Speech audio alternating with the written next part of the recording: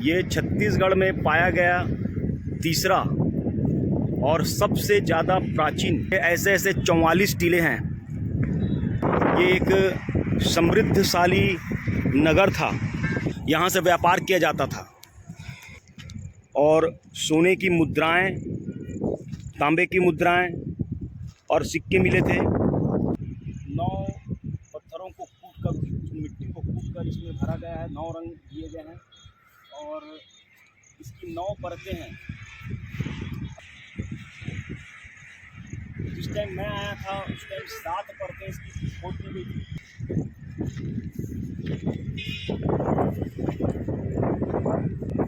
आप ये जो अधिष्ठान देख रहे हैं, ये 2000 साल पुरानी ईंटें हैं, क्योंकि हर युग में ईंटों का साइज अलग अलग होता है। हर युग की ईंटें अलग साइज की होती थी। यहाँ से महानदी के रास्ते आगे कटक और बंगाल की खाड़ी से चीन तक यहाँ पर व्यापार हुआ करता था। आज जो महानदी आरंग के उस पार चली गई है, वो कभी यहाँ से, इसके आसपास से ही नदी बहा करती थी। ये हमारी धरोहर है और इसे नष्ट न होने दिया जाए। Hi friends, welcome back to the my channel DK Dada blogs. दोस्तों नमस्कार, मैं हूं दिनेश और हमारे इस चैनल पे आप सबका एक बार फिर से स्वागत है। दोस्तों, आज मैं आपको लेकर जाने वाला हूं एक ऐसी रहस्यमय जगह जिसके बारे में बहुत कम लोगों को जानकारी है। रायपुर से महज 25 किलोमीटर दूर आरंग के पास गढ़रिवा गांव में आज से 3 वर्ष पूर्व एक पुरातात्विक स्थल की खुदाई हुई थी। इसका उत्खनन कार्य हुआ था। इस टीले की खुदाई में इतिहास की बहुत सी ऐसी चीज़ें हैं जो दबी हुई थी, वो उजागर हुई हैं। आज हम इन्हीं राज में से पर्दा उठाने की कोशिश करेंगे। तो दोस्तों, वीडियो पे बने रहिए और अगर वीडियो आपको पसंद आया तो प्लीज़ इसे लाइक करें, कमेंट करें, शेयर करें और सब्सक्राइब करना ना भूलें। तो दोस्तों चलते हैं, वीडियो को आगे बढ़ाते हैं। चलते हैं गढ़रिवा। अभी हम राष्ट्रीय राजमार्ग 53 पे आरंग की तरफ जा रहे हैं।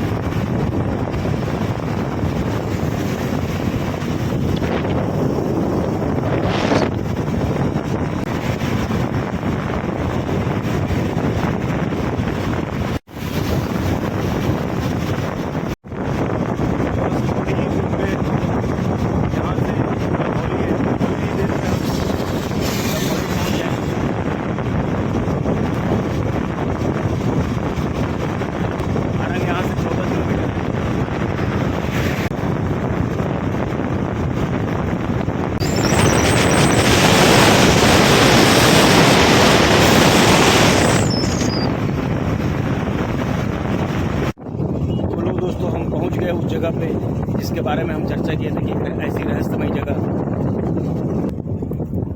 ये आ गया वो जगह। यहाँ के रहस्य से हम आज पर्दा उठाने वाले हैं। आइए, ये दिनेश भाई साहब जा रहे हैं। आप इसे देखकर अनुमान लगा सकते हैं ये क्या चीज़ हो सकती है। मैं यहाँ पर 2019 में जब जून के महीने में यहाँ पे खुदाई हुई थी, उत्खनन कार्य आरंभ हुआ था, तब भी मैं यहाँ आया था अपने दोस्तों के साथ में और यहाँ की खुदाई देखकर ही गया हूँ। आइए, आज हम इस राज से पर्दा उठाने वाले हैं। इस स्थान का महत्व हम आपको बताएंगे कि ये क्या चीज़ है और यहाँ पर क्या है, इस टीले में क्या है। आज हमारे साथ एक बार फिर से हमारे मित्र दिनेश सोनवानी भी हैं। हम वो पुरातात्विक स्थल पर आए हुए हैं इनके साथ में और आज हम आपको बताएंगे कि यहाँ पर ये जो टीला दिख रहा है वो एक्चुअल में है क्या। इस टीले के बारे में आपको पूरी जानकारी देंगे आज। दोस्तों, इस वक्त मैं अभी जहाँ पर खड़ा हूँ वो रीवागढ़ का वो ऐसा पुरातात्विक स्थल है जिसके बारे में बहुत ही कम लोगों को जानकारी है। मैं इस जगह पर आज से 3 साल पहले 2019 में जब जून के महीने में अखबार में ये खबर छपी थी कि गढ़रीवा आरंग के पास जो रीवागढ़ है, जो नेशनल हाईवे 53 के नज़दीक में, वहाँ पर खुदाई आरंभ हो चुकी है, उत्खनन कार्य किया जा रहा है। तो उन्हीं दिनों मैं भी यहाँ पर आया था और अपनी आंखों से स्वयं यहाँ पर देख कर गया हूँ। ये जो टीला दिख रहा है आपको, इसकी खुदाई हो चुकी थी और हमारे जो आदरणीय, जिनको मैं अपना गुरु मानता हूँ, पद्म श्री अरुण कुमार शर्मा जी के नेतृत्व में, जो भारतीय पुरातत्व के सलाहकार भी हैं, उनकी उपस्थिति में यहाँ पर खुदाई का कार्य आरंभ हुआ था और इसकी काफ़ी परतें खुदाई हो चुकी थी। और इसे पता नहीं किन राजनीतिक कारणों से है या किसी और कारण से है, या शासन के द्वारा पैसे न मिलने की वजह से है, यहाँ का काम बंद हो गया और फिर से मिट्टी को पाट दिया गया है। तो आइए दोस्तों, मैं इसके बारे में आपको कुछ जानकारी देता हूँ। ये बिल्कुल राष्ट्रीय राजमार्ग के सड़क के किनारे पर है। देखो, मैं आपको दिखाता हूँ। ये पीछे में जो दिख रहा है आपके, वो नेशनल हाईवे है। राष्ट्रीय राजमार्ग 53 के नज़दीक ही ये जगह है और इस जगह का अपना बहुत ही खास और विशेष महत्व है। दोस्तों, आइए हम इस टीले की तरफ चलते हैं। जो टीला आप देख रहे हैं, दरअसल इसके अंदर मैं आपको क्या चीज़ ये बताऊंगा तो आप हैरान हो जाओगे जान करके। दोस्तों, इस टीले के अंदर बहुत से राज दफन हैं। जब सन 2019 में यहाँ पर उत्खनन कार्य प्रारंभ किया गया था, तो उस वक्त भी मैं यहाँ पर आया था और उस उत्खनन कार्य को बहुत ही सामने से देखा हूँ। ये जो टीला दिख रहा है, इसके अंदर में बौद्ध स्तूप है। ये छत्तीसगढ़ में पाया गया तीसरा और सबसे ज़्यादा प्राचीन बौद्ध स्तूप है। इस टीले के नीचे में बौद्ध स्तूप है। इसके प्रमाण हमें उस समय जब इसका उत्खनन कार्य चल रहा था, उस वक्त हमें इसके प्रमाण मिले थे। ये जो जगह आप देख रहे हो, इसको वापस पाट दिया गया है। अब पाटने की वजह क्या है वो तो अभी स्पष्ट नहीं है, लेकिन उस समय जब खुदाई में क्या क्या मिला था, क्या क्या हुआ था, उसकी मैं आपको विस्तृत जानकारी देने वाला हूँ। ये देखिए, ऐसे ऐसे यहाँ पर इस गांव में, वो आग सामने एक देखो, एक और टीला दिख रहा है। और जब हम रीवा गांव की तरफ घुसेंगे, ऐसे ऐसे 44 टीले हैं, जिससे हमको पता चलता है कि किसी ज़माने में ये एक समृद्धशाली नगर था। ये गांव नहीं था, ये शहर था उस समय, एक बहुत बड़ा शहर। ये आज से 2000 साल पहले एक व्यापारिक केंद्र था। यहाँ से व्यापार किया जाता था। इस जगह की खुदाई में बेशकीमती पत्थर और सोने की मुद्राएं, तांबे की मुद्राएं और सिक्के मिले थे और बहुत ही बेशकीमती सामग्री यहाँ से हमें प्राप्त हुई है। उस वक्त भी मैं आकर उन सब चीज़ों का अवलोकन किया था। छत्तीसगढ़ में अभी तक 3 जगहों पर बौद्ध स्तूप प्राप्त हुए हैं। एक सिरपुर है, जहाँ पत्थर का बौद्ध स्तूप मिला, और एक बस्तर का भोंगापाल है, जहाँ पर ईंट का बना हुआ बौद्ध स्तूप प्राप्त हुआ उत्खनन में। और ये छत्तीसगढ़ का सबसे प्राचीन मिट्टी का बना हुआ बौद्ध स्तूप है। इसके अंदर में बौद्ध स्तूप है जो कि मिट्टी का बना हुआ है, जिसकी डेटिंग की गई थी उस वक्त तो 2री शताब्दी उसकी डेट सामने आई थी। और अमूमन जितने भी स्तूप होते हैं वो पत्थरों के होते हैं या ईंट के होते हैं। ये अपनी तरह का ये पहला छत्तीसगढ़ का ऐसा स्तूप है जो मिट्टी का बना हुआ है। यहाँ पर 9 परतें हैं मिट्टी की। इसी जगह पर खुदाई हुई थी। यहाँ खुदाई में बहुत से अवशेष मिले हैं और इसकी 9 परतें हैं। जिस प्रकार हमारे जो गुरुदेव हैं अरुण कुमार शर्मा जी पद्म श्री, उन्होंने बताया था कि यहाँ जैसे 9 ग्रह के 9 पत्थर होते हैं, 9 मिट्टी होती है। उन 9 पत्थरों को कूट कर, मिट्टी को कूट कर इसमें भरा गया है, 9 रंग दिए गए हैं और इसकी 9 परतें हैं। जिस टाइम मैं आया था उस टाइम 7 परतें इसकी खोद दी गई थी। और जैसे मैं तो यहाँ से जब भी गुजरा हूँ 20-25 सालों में, जब भी यहाँ से मेरा आना जाना होता था तो मैं अक्सर इस जगह को देखकर सोचता था कि यहाँ पर क्या है। और सौभाग्यवश 2019 में यहाँ का उत्खनन कार्य प्रारंभ हो चुका था, तो उसमें भी मैं यहाँ पर देखने के लिए आया था। जैसा कि अनुमान था, ये जो टीला है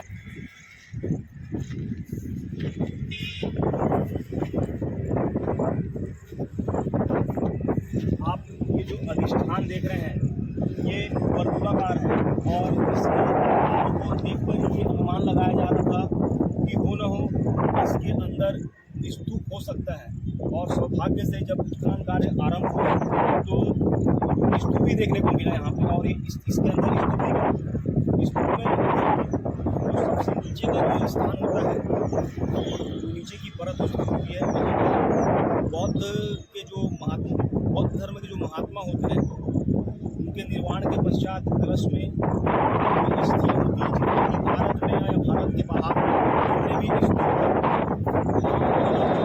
स्तूप के अंदर में बौद्ध महात्माओं के अस्थि कलश के अंदर अस्थि होते हैं। जैसे आप सांची जाओगे तो सांची में बुद्ध की अस्थियाँ रखी हुई है कलश में, उनके पीछे बीच में वो भी साल में एक बार उनको निकालते हैं, मतलब दर्शन कराने के लिए।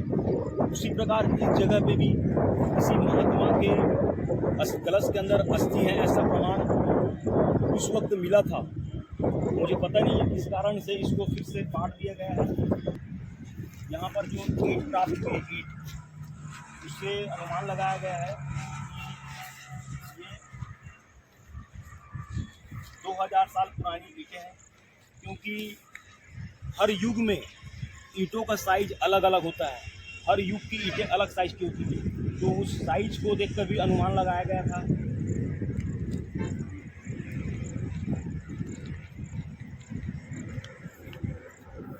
आगे में जो अंदर नकोली के अंदर में रीवा गांव है, वहाँ पर ऐसे ही लगभग 40 टीले हैं, जिनमें से 20 किलो की खुदाई की परमिशन उस वक्त तो मिल गई थी, लेकिन पता नहीं अभी को मैं 2 साल से तो गया नहीं हूँ, मेरे को मतलब ऐसा लग रहा है कि वहाँ भी खुदाई बंद हो गई होगी लगभग।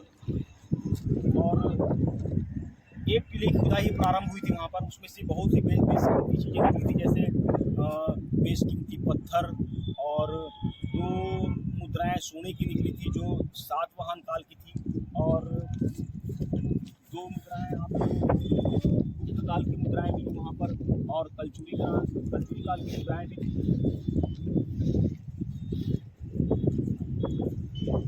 और एक अंगूठी प्राप्त हुई थी जो इसमें लिखा हुआ था ब्राह्मणी में, मतलब कुमारादित्य की वो अंगूठी थी। कुमारादित्य काल की वो अंगूठी थी।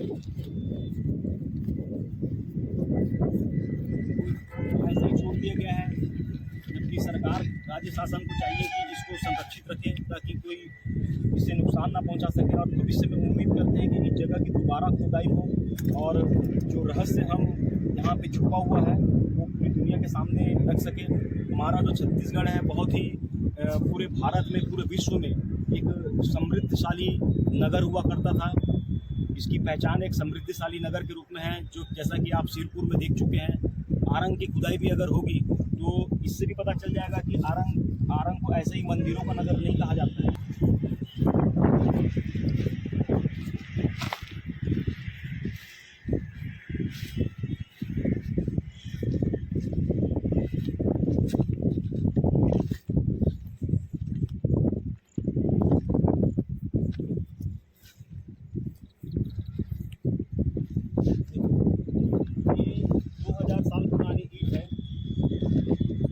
साइज को देखकर ही इसका अंदाजा लगाया गया था।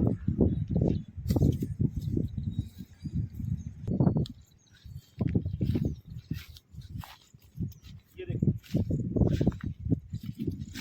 ये प्रमाण है इसको होने का, जो गोलाई में जो दोनों तरफ से ईंट से इसे प्रयास किया गया है। अंदर मिट्टी थी और बाहर एक ईंट का गोला दिया गया है वो, और ईंटों की साइज देखो।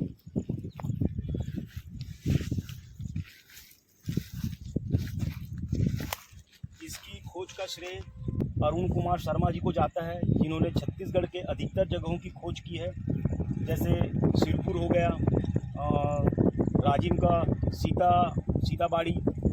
ये देखो एक परत इसकी।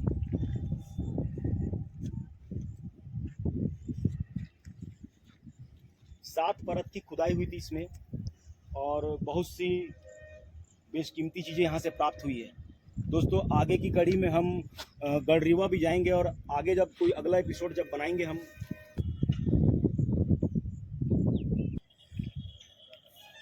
दोस्तों इस जगह को देखकर आप अनुमान नहीं लगा सकते कि ये 2000 साल पुराना बौद्ध स्तूप है। और ये भारत में अभी तक जितने भी स्तूप पाए गए हैं उनमें मिट्टी का प्राप्त वो पहला स्तूप है ये।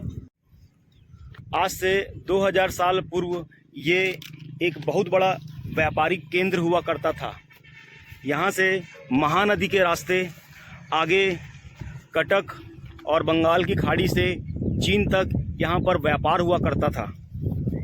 आज जो महानदी आरंग के उस पार चली गई है, वो कभी यहाँ से इसके आसपास से ही नदी बहा करती थी। इसके प्रमाण हमें जगह जगह गड्ढे देख करके, जो नहरनुमा गड्ढे हैं, उससे हमें अनुमान प्राप्त हो जाता है।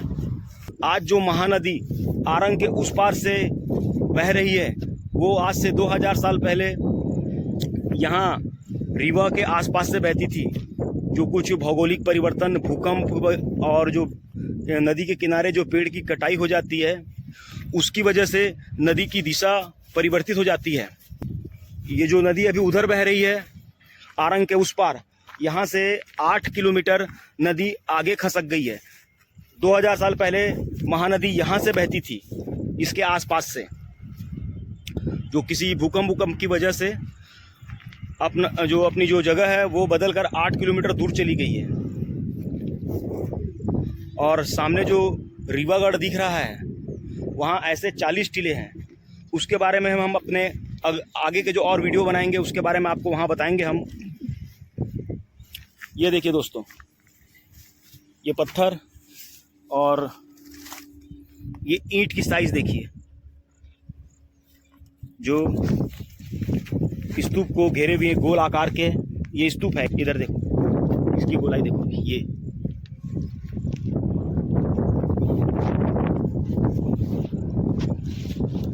राष्ट्रीय राजमार्ग 53 के बिल्कुल नजदीक।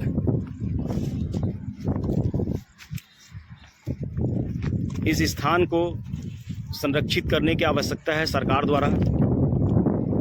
ये हमारी धरोहर है और इसे नष्ट न होने दिया जाए। ये सब देखकर आज मुझे बड़ा दुख हो रहा है, क्योंकि 3 वर्ष पूर्व जब मैं यहाँ आया था, खुदाई उत्खनन कार्य चल रहा था, तो बहुत सारी चीज़ें खोद के निकाल ली गई थी। और ऐसा क्या हुआ ये समझ में नहीं आ रहा है कि दोबारा वापस पाड़ दिया गया है।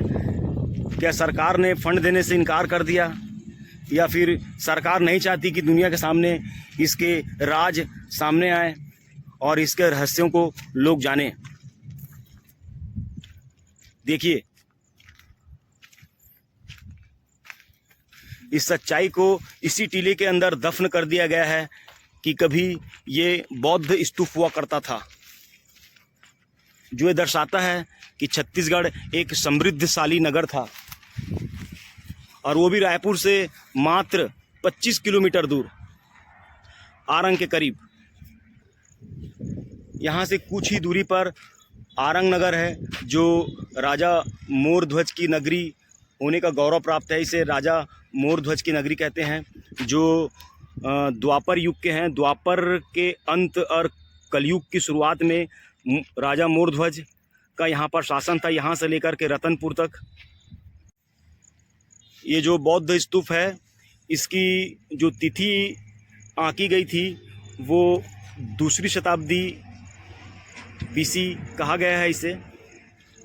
लगभग 2000 साल पुराना यह स्तूप है, जो मिट्टी के अंदर फिर से दबा दिया गया है।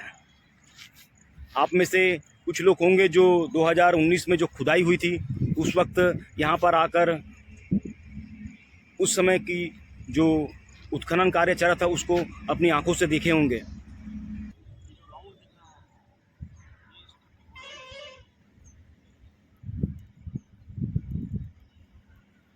दिनेश भाई साहब स्तूप के बारे में जानकारी देते हुए ऊपर की ओर जा रहे हैं स्तूप पर।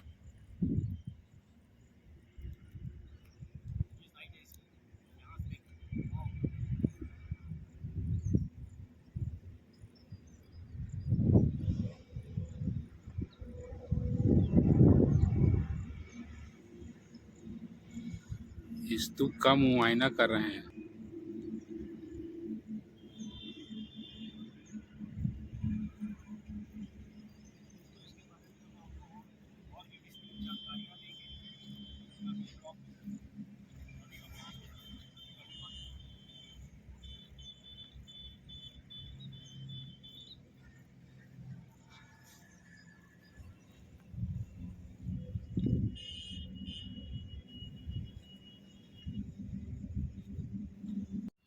तो दोस्तों, कैसा लगा हमारा ये रीवागढ़ का ब्लॉग, हमें कमेंट में अपनी राय दीजिएगा। हम अपने अगले एपिसोड में रीवागढ़ का जो 40 टीले उत्खनन के लिए तैयार हैं, हम उनके बारे में कुछ आपको जानकारी देंगे, वहाँ के रहस्यों से पर्दा उठाएंगे। तो वीडियो को यहीं समाप्त करते हैं, फिर मिलेंगे एक नए एपिसोड के साथ में। तब तक के लिए बाय बाय।